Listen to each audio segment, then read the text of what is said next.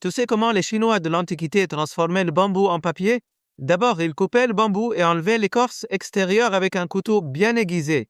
Ensuite, ils le cassaient en petits morceaux et le laissaient tremper dans l'eau. Quand les fibres devenaient bien molles, ils les sortaient et les découpaient en morceaux.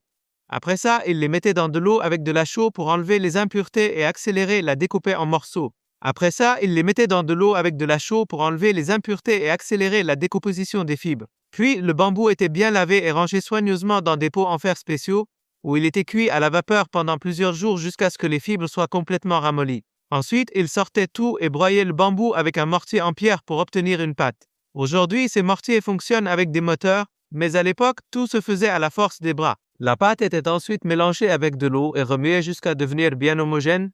Des artisans expérimentés utilisaient alors un moule pour soulever une fine couche du mélange et la poser sur une table de pressage afin de former une feuille encore humide. Quand plusieurs feuilles étaient prêtes, elles étaient pressées pour enlever l'excès d'eau, puis chaque feuille était posée sur des planches pour sécher. Au final, on obtenait un papier lisse, très résistant dans le temps, qui absorbait parfaitement l'encre, idéal pour la calligraphie et la peinture à l'encre. Excited, si la vidéo t'a plu, mets un like, partage, abonne-toi et attends la suite.